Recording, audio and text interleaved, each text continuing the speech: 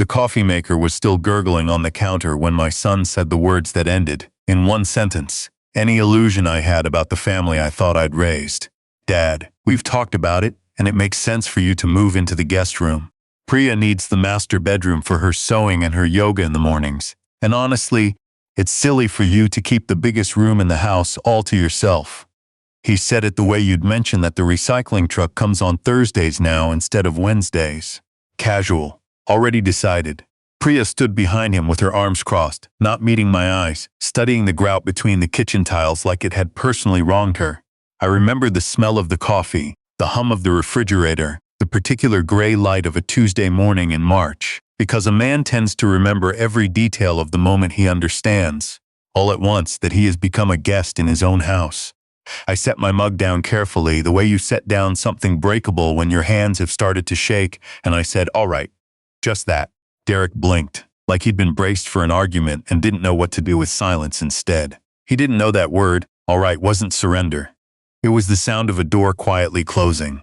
3 weeks later, there was a realtor's sign in my front yard, and my son stood on the lawn staring at it like I'd stabbed him. To understand how a 67-year-old man ends up being told to vacate his own master bedroom, you have to go back further, to a smaller house on Corbin Street where I taught shop class for 31 years, and where my wife Eleanor and I raised one son in 3 bedrooms and a lot of love we didn't always know how to say out loud. Eleanor was the talker in the family. I was the fixer. I built the deck. I rewired the garage. I coached Derek's Little League team for 6 years even though I couldn't hit a curveball to save my life.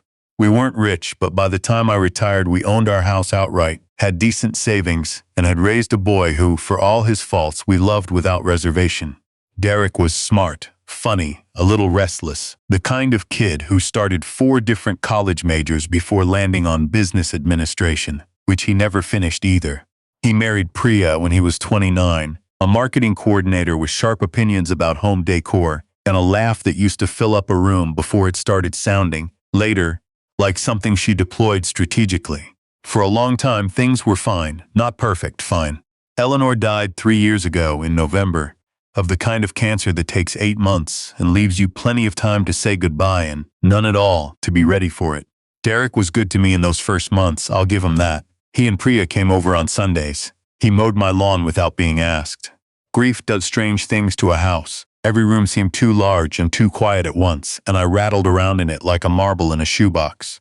So when Derek called me 18 months ago, his voice tight in that particular way it got when he was embarrassed, and said he and Priya had hit a rough patch. His contracting business had lost its 2 biggest clients. They'd fallen behind on their condo fees. Could they stay with me for a few months while they regrouped? I said yes before he finished the sentence. Of course, that's what fathers do. I told myself it would be good even to have voices in the house again. The first few months were exactly what you'd hope. Derek helped me clear the gutters. Priya cooked dinner most nights, and I told her, honestly, that her chicken piccata was better than anything I'd had in a restaurant. We watched television together in the evenings, and for a while I thought maybe this was a gift disguised as a hardship. My son's rough patch had given me back a family dinner table.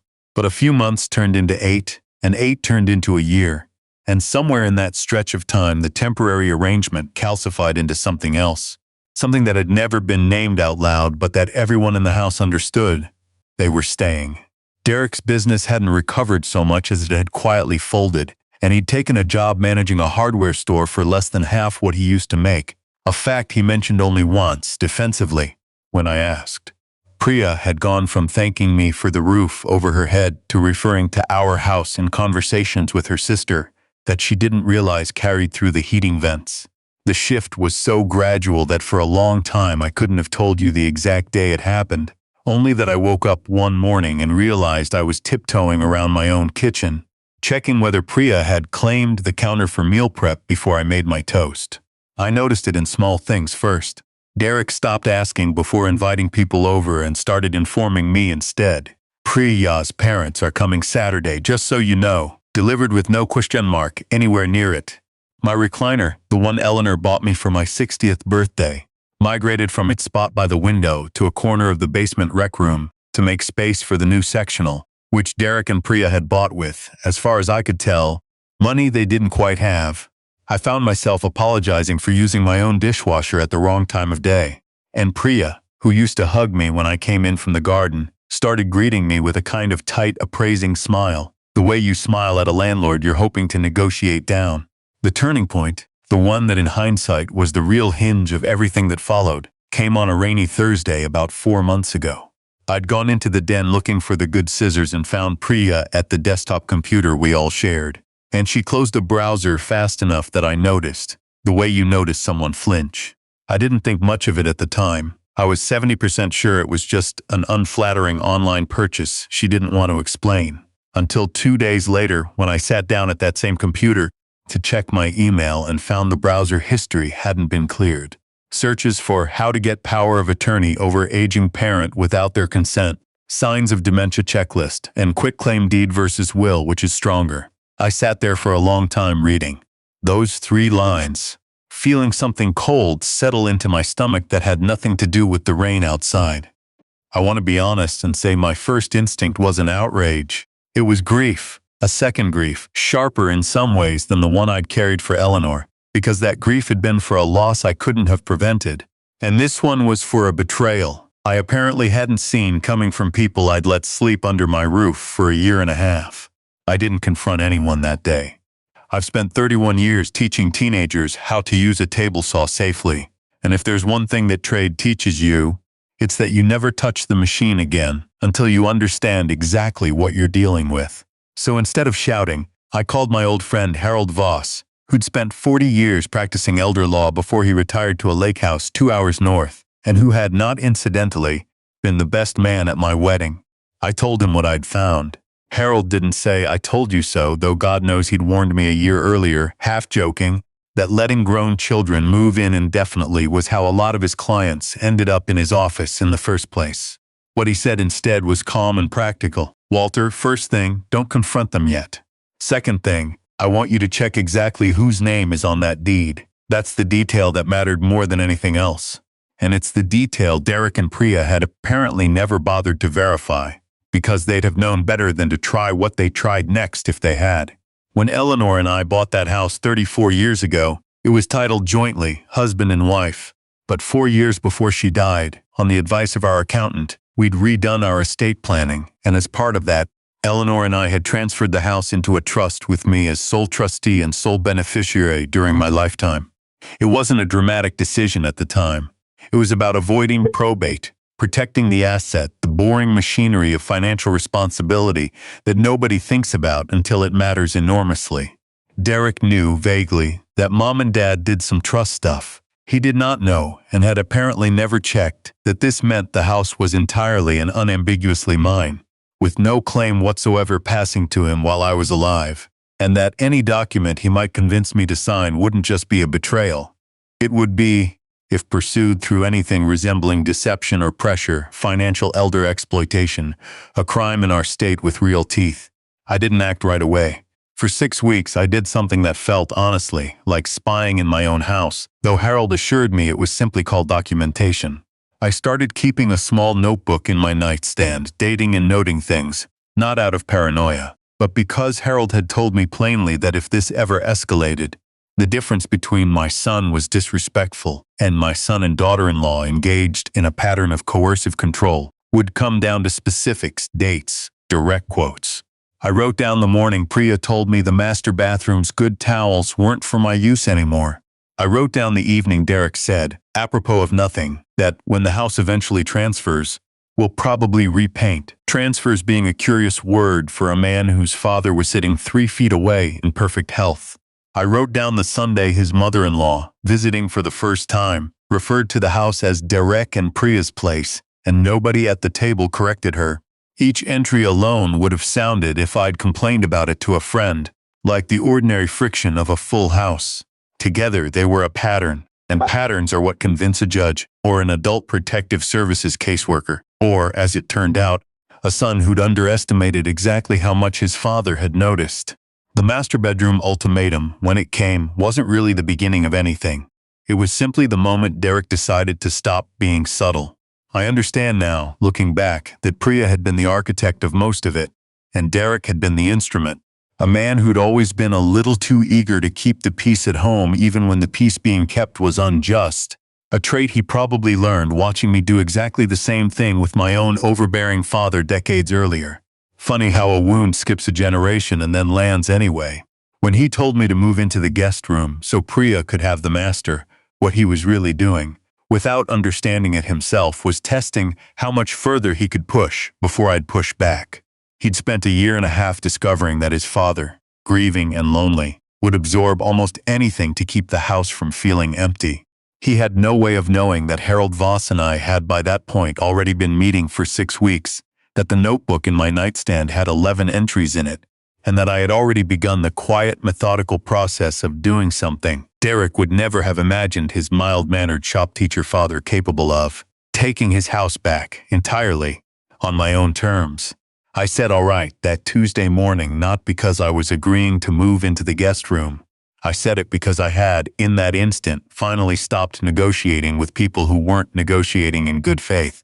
That same afternoon, while Derek was at work and Priya was out, I called the realtor Harold had recommended, a sharp, no-nonsense woman named Carol Fenn who specialized in what she called life transition sales. Widows, widowers, people downsizing after their world had rearranged itself. I told her the whole situation, unfiltered, and she didn't flinch. "Mr. Grady," she said, "I've sold houses out from under adult children twice this year alone. You'd be amazed how many of my clients are dads exactly like you." We walked through the house together 2 days later while Derek and Priya were both out, Carol taking notes on the good bones of the place, the original hardwood, the kitchen I'd redone myself in 2015. She told me she thought we could list within 3 weeks. I told her to do it. The next few weeks required a kind of discipline I hadn't needed since I was raising a teenager. I said nothing to Derek or Priya.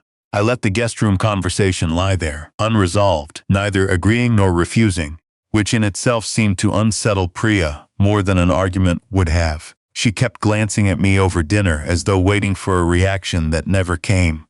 Meanwhile, I met with Harold twice more, finalized the sale of the trust's asset, which, because the house belonged to the trust and I was sole trustee, required no one's signature but my own, and quietly began looking at a 2-bedroom bungalow on Larkspur Lane, 20 minutes across town, half the square footage of my current house and, for the first time in 18 months, entirely and only mine. I also, on Harold's advice, had a brief and very calm conversation with a caseworker at the county's Adult Protective Services office, not to file a formal complaint, but to establish a documented record that I had proactively reported a concerning pattern of behavior, in case Derek or Priya later tried to claim I'd been manipulated or coerced into selling. Harold's exact words were, "Walter, the best defense against being called incompetent is a paper trail proving how competent you were the whole time." It was, I'll admit, a strange kind of comfort, keeping records to protect myself from my own son, but grief and betrayal have a way of teaching you skills you never wanted to learn. The sign went up on a Saturday morning while Derek was at the hardware store and Priya was at her sister's. I'd told Carol I wanted it up before either of them got home, not for cruelty's sake, but because I'd learned by then that any conversation Priya got to shape in advance became a conversation I lost. I was sitting on the front porch, in the recliner I'd hauled back up from the basement myself the day before, when Derek's truck pulled into the driveway and stopped short. The way a truck stops when the driver has seen something he can't process fast enough to keep his foot steady on the brake. He got out slowly. He looked at the sign. He looked at me. "Dad," he said in a voice I hadn't heard from him since he was maybe 19 and had wrecked my car, "what is this?" I didn't stand up. "It's a for sale sign, son. Carol thinks we'll have offers within the week. The market's good right now." He crossed the lawn like the grass itself had personally offended him. "You can't sell the house. Dad, this is our home." And there it was, the sentence I'd been waiting a year and a half to hear said plainly instead of implied. Our home.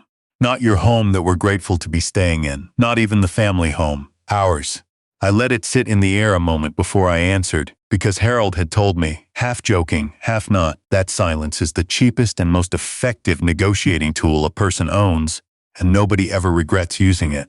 "It was never yours, Derek," I said. "It was never even jointly your mother's and mine, not for the last 4 years. It's held in a trust, my trust.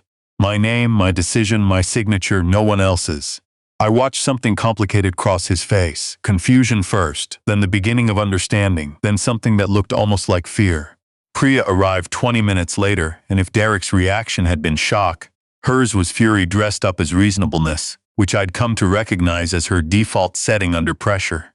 "Walter, you can't just make a unilateral decision like this," she said, standing in the driveway with her purse still on her shoulder, like she hadn't decided whether she was staying for this conversation or fleeing it. "This affects all of us. We have nowhere to go." I told her, as gently as I could manage given the circumstances, that I understood this was frightening, and that I genuinely didn't want either of them out on the street. I'd already told Carol I was comfortable giving them 90 days to find a new place, more time than most landlords would offer. But I also told her, because by then I'd rehearsed this part in the shower more times than I'd like to admit, that I knew about the browser searches. I watched the color drain out of her face in real time, the particular pallor of someone realizing the ground they thought was solid had just opened beneath them. "I don't know what you're talking about," she said, but it came out thin, and Derek turned to look at her with an expression I hadn't seen him wear before, something between betrayal and dawning comprehension, as if he was doing frantic math in his head about how many of the last 18 months had been steered by a plan he'd never been fully let in on. That was the second twist neither of them saw coming, and maybe the one that did the most damage to their alliance rather than to their case against me. Derek genuinely hadn't known about the power of attorney searches. He'd known, I think, in some vague and willfully unexamined way, that Priya wanted the house to eventually be theirs, and he'd let himself be the mouthpiece for demands. The guest room, the master bedroom, the casual talk of when the house transfers. Without asking too many questions about the mechanics his wife had been quietly researching behind his back. Watching him absorb, in front of me on my own front lawn, exactly how far his wife had been willing to go without consulting him, was not something I'd engineered, but I won't pretend it didn't feel like a kind of justice all its own. Priya had spent a year and a half treating my grief as an opportunity. She hadn't planned for the possibility that the same behavior might eventually alienate the one person whose cooperation she actually needed. The 90 days that followed were not easy, and I want to be honest about that rather than pretend this all resolved itself with a tidy bow. Derek didn't speak to me for the better part of 3 weeks, communicating only through short, clipped texts about moving logistics. Priya moved back in with her sister almost immediately, which told me something about how much of the marriage's stability had been resting on a house that was never hers to begin with. There was one deeply painful phone call about a month in, where Derek accused me of punishing him for Mom dying, which landed exactly as cruelly as he intended it to, and which I let sit unanswered for a full day before I called him back and said, as calmly as I could, that I understood he was in pain, and that his pain didn't obligate me to hand over my house, and that I loved him regardless of how this went, but that love and being taken advantage of were not the same transaction, and I would no longer be confusing the two. I don't know if it landed. I know he didn't hang up on me, which by that point felt like something. The house sold in 11 days, $42,000 over asking, to a young family with 2 kids and a golden retriever who cried a little, the wife did, when she saw the deck I'd built with my own hands 20 years earlier. I signed the papers at Carol's office on a Thursday morning in April, and I remember feeling, for the first time since Eleanor died, something that wasn't quite happiness, but was at least the absence of dread. I closed on the Larkspur Lane bungalow the same week, small, sunny, a garden out back barely big enough to grow tomatoes and green beans, which was, it turned out, exactly the amount of garden I wanted at 67. I put a portion of the proceeds into an account earmarked, eventually, for Derek and any grandchildren he might someday have, because despite everything I never stopped being his father, and cutting him off financially forever felt less like justice, and more like becoming the kind of person Priya had assumed I already was, someone whose love could be weaponized or withdrawn depending on how convenient it was. What I didn't expect, in the months after, was how much lighter I would feel simply being unwatched in my own kitchen. I make my coffee at whatever hour I please now. I keep my recliner exactly where I want it, by a window that gets the morning sun. My daughter's old friend from church, a widow named Marion, who I'd reconnected with at Eleanor's memorial service of all places, started coming around for dinner on Wednesdays, and somewhere in the last few months that turned into something neither of us has quite named yet, but both of us seem happy about. Derek reached out again about 5 months after the sale, tentative, awkward, asking if he could take me to lunch. We sat across from each other at a diner we used to go to when he was a boy, and he apologized, not perfectly, not completely. He still, I think, doesn't fully grasp how much of what happened was his passivity rather than his malice. But it was a real apology, and I told him I appreciated it, and that I loved him, and that I was glad he and Priya had separated, not out of spite, but because I genuinely believed the marriage had been sustained by an entitlement that wasn't good for either of them. He didn't argue with me. That, more than the apology itself, told me he'd actually done some thinking in those 5 months.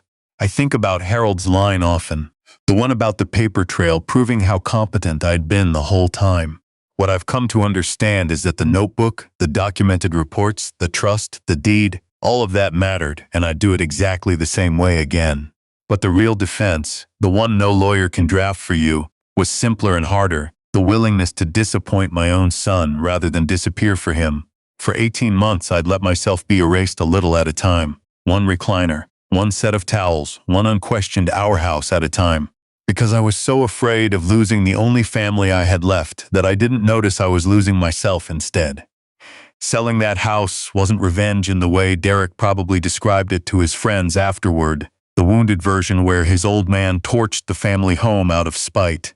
It was the first fully deliberate decision I'd made in 3 years of grief, and it turned out that reclaiming your own life doesn't always look like an explosion. Sometimes it looks like a woman named Carol Finn hammering a sign into your front lawn on a quiet Saturday morning, while you sit in your recliner in the sun, finally, for the first time in a long time, exactly where you want to be.